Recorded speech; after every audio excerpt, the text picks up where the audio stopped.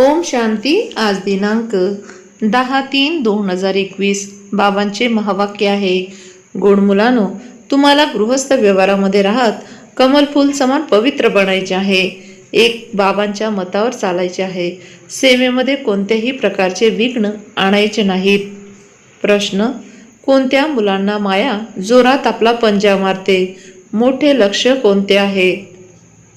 उत्तर: जे मुलं देह अभिमानामध्ये राहतात त्यांना माया जोरात पंजा मारते, परत नाव रूपामध्ये फसतात. देहाभिमान आला आणि मायेची चापट लागली, यामुळे पद भ्रष्ट होते. देह अभिमान नष्ट करणे हे मोठे लक्ष्य आहे. बाबा म्हणतात, देही अभिमानी बना. जसे बाबा आज्ञाधारक सेवक आहेत, खूप निरहंकारी आहेत, असेच निरहंकारी बना. कोणताही अहंकार यायला नको. गीत: न ते आमच्यापेक्षा वेगळे राहतील, ना आम्ही त्यांच्यापासून. ओम शांती. मुलाने गीत ऐकले. मुलं म्हणतात, आम्ही बाबांचे होतो आणि बाबा आमचे होते. जेव्हा मूळ वतनमध्ये होतो तेव्हा आम्ही बाबांचेच होतो. तुम्हा मुलांना ज्ञान तर चांगल्या प्रकारे मिळाले आहे. तुम्ही जाणतात आम्ही चक्र लावले आहे. आता परत आम्ही त्यांचे बनलो आहोत. बाबा राजयोग शिकून स्वर्गाचे मालक बनवण्यासाठी कल्पापूर्वीप्रमाणे आले आहेत. आता बाबा म्हणतात, हे मुलांनो, तर मुलांना येथे मधुबनमध्ये राहायचे तर नाही आहे. तुम्ही आपल्या गृहस्थ आश्रमामध्ये म्हणजेच व्यवहारामध्ये राहत कमल फूल समान पवित्र राहायचे आहे. कमळाचे फूल पाण्यामध्ये राहते, परंतु पाण्यापेक्षा वेगळे राहते. त्याला पाणी लागत नाही. तुम्हाला गृहस्थ व्यवहारामध्ये राहायचे आहे, फक्त पवित्र बनायचे आहे.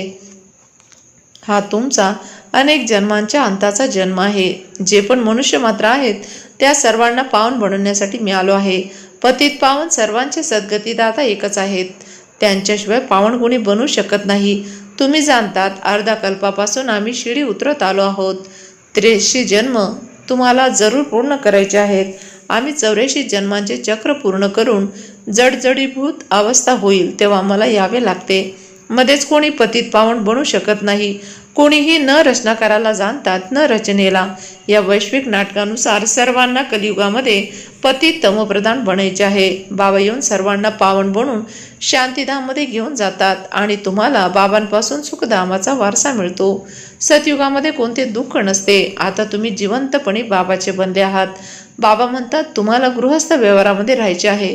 बाबा कधी कोणाला म्हणत नाही की तुम्ही घरदार सोडा. नाही, गृहस्थ व्यवहारामध्ये राहत अंतिम जन्मामध्ये पवित्र बनायचे आहे. बाबांनी कधी म्हटले आहे का तुम्ही घरदार सोडा? नाही, तुम्ही ईश्वरीय सेवार्थ स्वतःहूनच त्यांचा त्याग केला आहे. काही मुलं गृहस्थ व्यवहारामध्ये राहतात आणि ईश्वरीय सेवा करतात. घरदार सोडवले जात नाही. बाबा कोणालाही तसे सांगत नाही. तुम्ही तर स्वतः सेवेसाठी निघाले आहात.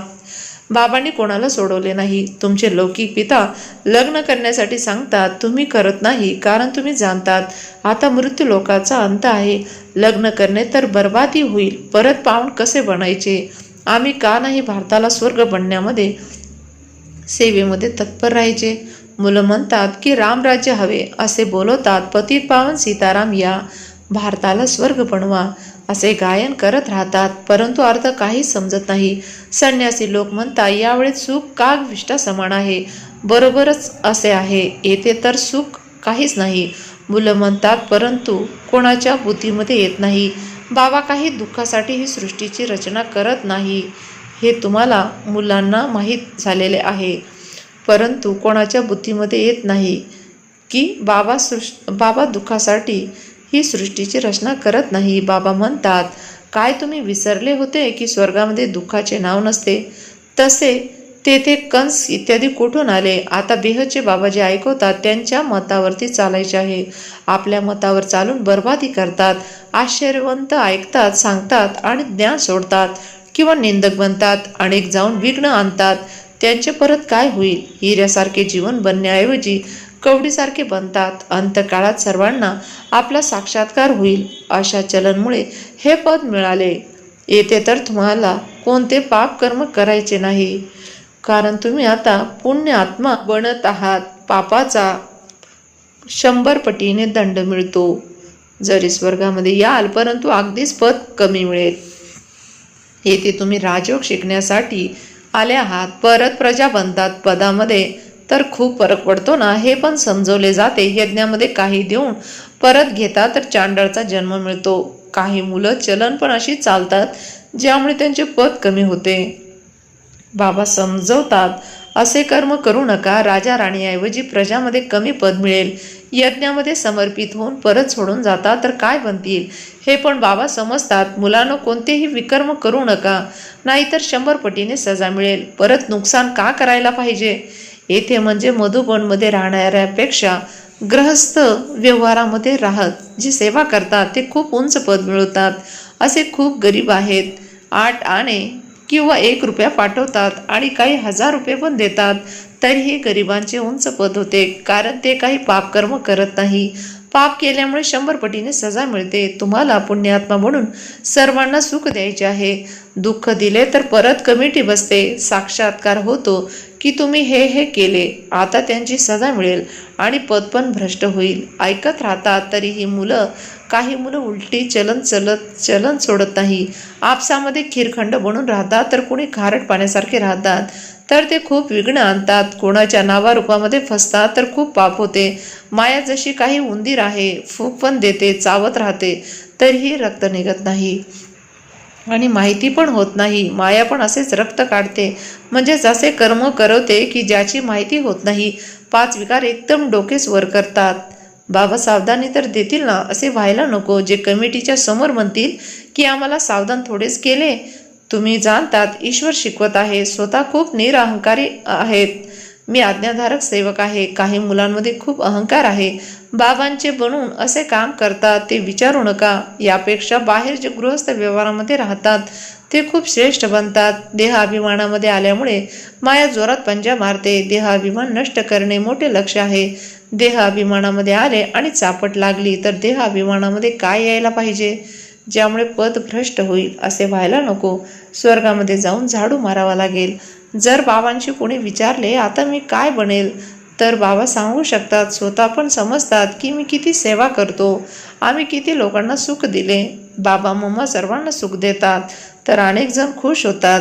बाबा मुंबईमध्ये ज्ञानाचा डान्स करत होते, कारण चात्रक खूप होते ना. बाबा म्हणतात चात्रक मुलांपुढे ज्ञानाचा डान्स करतो तर चांगले चांगले ज्ञानाचे मुद्दे निघतात. चात्रक मुलं आकर्षित करतात. तुम्हाला पण असे बनायचे आहे, तेव्हा तर अनुकरण कराल. श्रीमतावर चालायचे आहे. आपल्या मतावर चालून बदनामी करतात तर स्वतःचेच खूप नुकसान होते. आता बाबा तुम्हाला समजदार बनवत आहे. भारत स्वर्ग होता ना, आता असे कोणी थोडे समजतात. भारतासारखा पावन देश दुसरा कोणता नाही असे म्हणतात, परंतु समजत नाही की आम्ही भारतवासी स्वर्गवासी होतो. तेथे खूप सुख होते. गुरु नानकने पण भगवंतांची महिमा केली आहे. ते येथे येऊन आत्मरूपी खराब वस्त्र स्वच्छ करतात. ज्यांची महिमा आहे ते एक ओंकार शिवलिंगाच्या ऐवजी अकाल तख्त नाव ठेवले आहे. आता बाबा तुम्हाला सर्व सृष्टीचे रहस्य समजवतात. मुलांनो, एक पण पापकर्म करायचे नाही. तसे केलं 100 पटीने सजा मिळेल.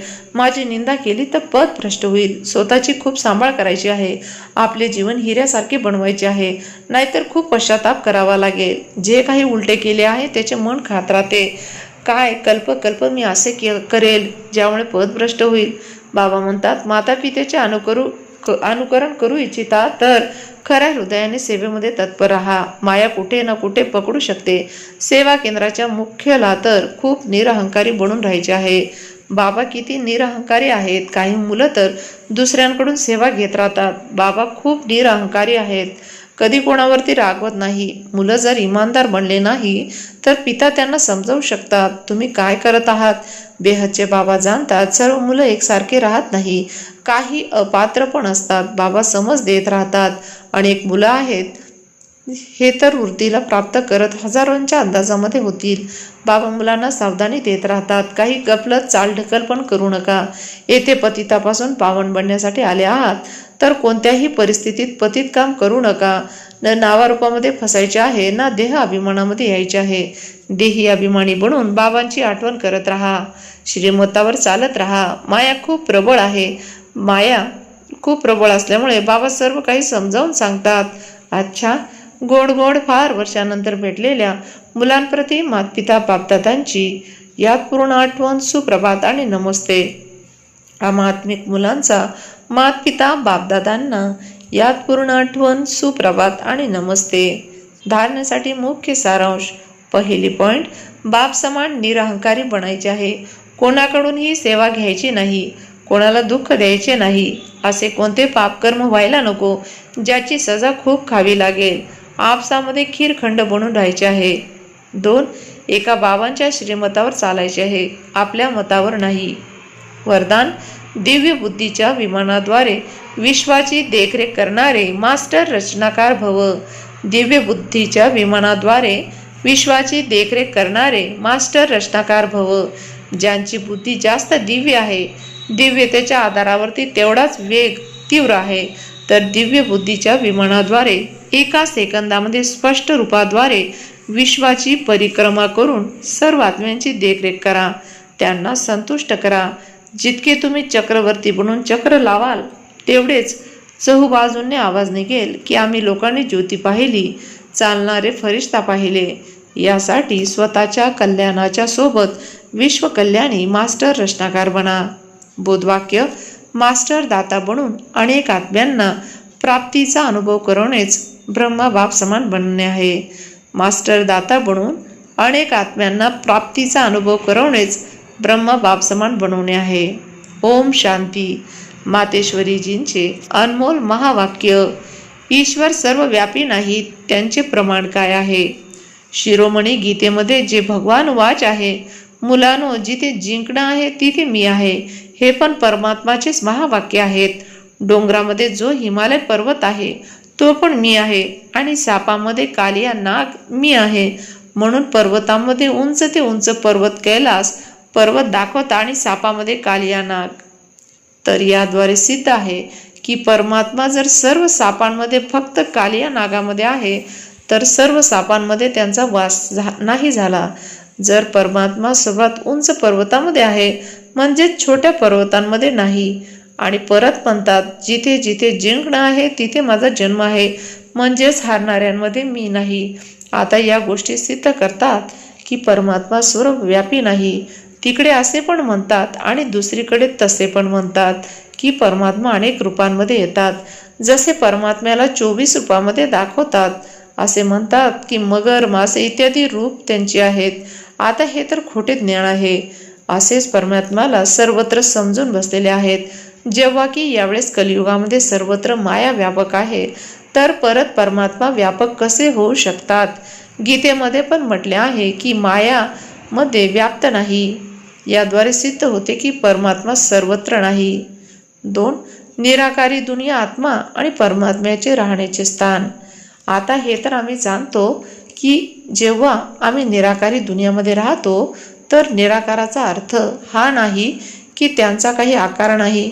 जरूर कोणती दुनिया आहे, परंतु त्यांचा स्थूल सृष्टीसारखा आकार नाही. परमात्मा निराकार आहेत, परंतु त्यांचे आपले सूक्ष्म रूप अवश्य आहे. तर आम्हा आत्म्याचे आणि परमात्म्याचे धाम निराकारी दुनिया आहे.